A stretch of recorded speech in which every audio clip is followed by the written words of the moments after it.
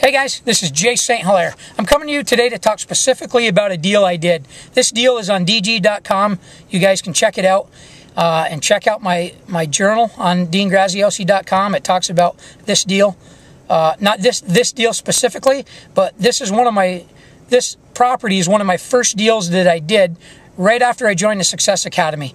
And I'll tell you real quick about it. What I did was, after joining the Success Academy, I did exactly what I was taught to do. I got a hold of a real estate agent.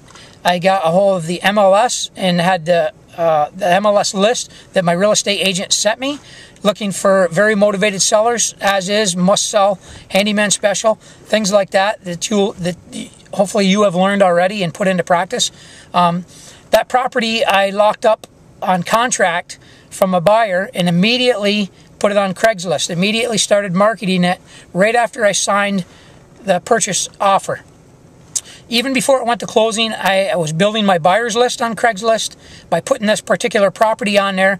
I bought it for $21,000 or $21,500, something like that. By the time it was all said and done, I think it was $39,900 they wanted for it. I negotiated it down to $21,500. I think it was $21,000 or $21,500. Anyway, through the negotiation, I did that, and I immediately started marketing it. I built a buyer's list for every person that called me from the Craigslist ad, and I kept track of every single one of them on what I did was market it as a rent-to-own or land contract. That's what I specialize in. That's what I'm becoming an expert in, and I'm doing these deals over and over and over with repetition and becoming a master at land contracts. So I can make money on them hand over fist, so I can teach this subject, so I can inspire others to make money with the same strategy, and then I'll move on to other strategies. Anyway, what I did next was found a buyer. I asked for $5,000 down, $600 a month, and $38,000 is what I asked for the property. So I found a buyer. She said she had $5,000 down, and we negotiated on the monthly, and $38,000 was the total price she said she could pay. When I got to the property and started showing it to her, even before closing, I got caught inside. The realtor let me in, but I got caught inside by the homeowner.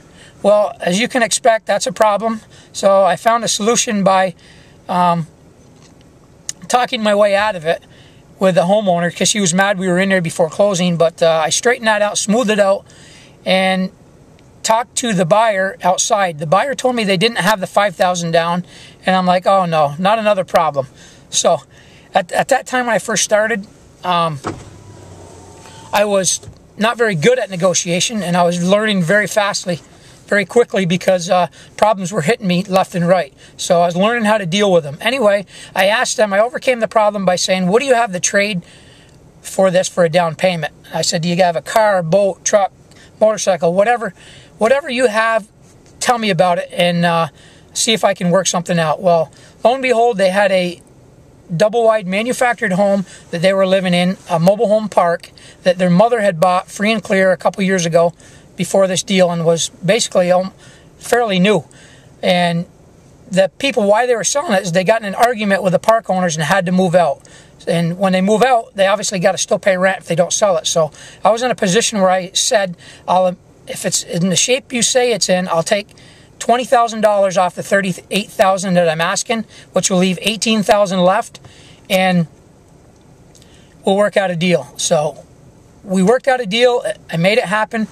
I got the double wide in on trade, sold that double wide within 2 weeks for $23,000, paid that house off that I just bought free and clear, and they had $18,000 left to pay me with 8% over the next few years. So that worked out perfect. We went to closing, everything went smooth, and not everything, I guess. Not everything went smooth. We ran into a bunch of other snags, but I worked it out, having the mindset to find solutions to problems. And they defaulted on their loan anyway. They defaulted on the loan, and I don't want to go into everything because it's going to be too long, but you can check this out on DG.com and really read it over and check out what I made happen. Long story short, they defaulted. Instead of taking the house back, I showed them how they could land contract to somebody else and finish paying me off, plus make some money. I taught them how to do that. They did that. They found another buyer. So that would be buyer B. The girls, two girls bought it from me. That's buyer A. The people who bought it from her is buyer B. So buyer B pays me off as much what was owed to me, and then we're at the position right now where they didn't want the house anymore, and they still owed $16,000 to buyer A. So they didn't have the money to pay her off. So I helped buyer B get the money to pay buyer A off through a bank that I deal with, because she could not find a bank anywhere. And through my script on how to find banks, and through my experience working with banks, I have a good rapport. I built an excellent relationship with a local bank that I have. I got her the money for that house to pay her off, get her out of that situation. I was paid off, so I was going to turn the deed over to buyer A because I was paid in full. Well, buyer B, after getting the money from the bank and ready to pay buyer A off on her contract, 16 grand left, she took that money I helped her get about a different house. Can you believe that? That's the position I was in. I'm like, I helped you out, so now look what you've done. Well, after negotiating and listening to her problem was she really needed a bigger house because her dad was sick and she needed to take care of him, and the house is too small for her dad to move in with her. So after listening to that, I felt, I could feel for her. I cared about the situation. If I hadn't listened to the situation, I would have just turned the deed over to buyer A and not worried about buyer B, because I tried to help her and she didn't respond the way that I thought she should have from helping her. But after I listened to her and listened to her problem and situation, and after caring about the situation, I knew I could come up with a solution for her and for buyer A and for myself. Buyer B, what she wanted to do when she bought that other house was she in turn also found another buyer for a land contract from her. Well, now that's 3 land contracts in this deal that is getting pretty messed up.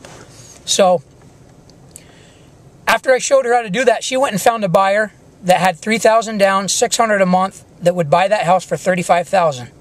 But buyer A would not let her do that.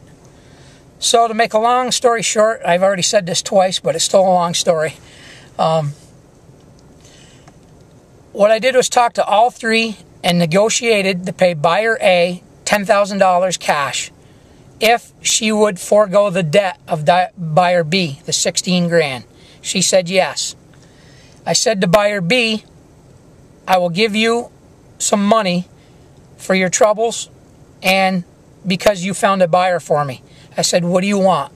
She told me she wanted $5,000 down. Well, she asked me if I would give her $5,000 for finding that buyer because she had a bunch of money tied up paying me. She didn't want to walk away from it.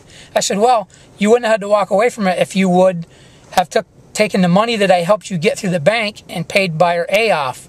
She said, I know, but the situation with my dad, I just had to get a bigger house and help him out. So I said, okay, what I'll do is I will give you the $5,000, and under the circumstance that the buyer that you found gives me, we write up a contract and I can take their $3,000, I can sell when I buy this house back for 10 and give you 15 actually I'm giving for this house back to me.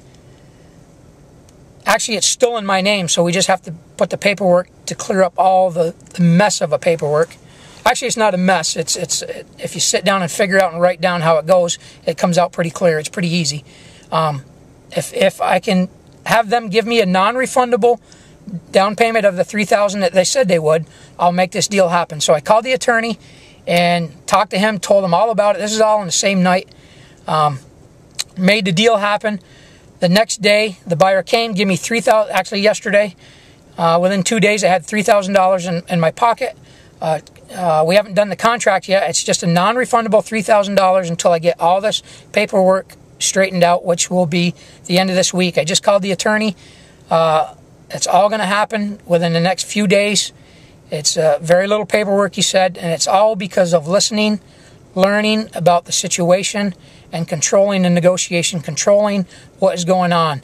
They even talked to each other through text messages and started arguing back and forth because nothing was written yet. And I stopped all that and just told them that everything was going to work out. We'd take care of everything. So that's what happened. It's still in the process right now, but I think the end of this week is supposed to happen, so I'll keep you involved in the situation. I know this video is long, but read on DG how it went, and any questions, ask me. I'll be glad to give them to you. Make something happen, guys.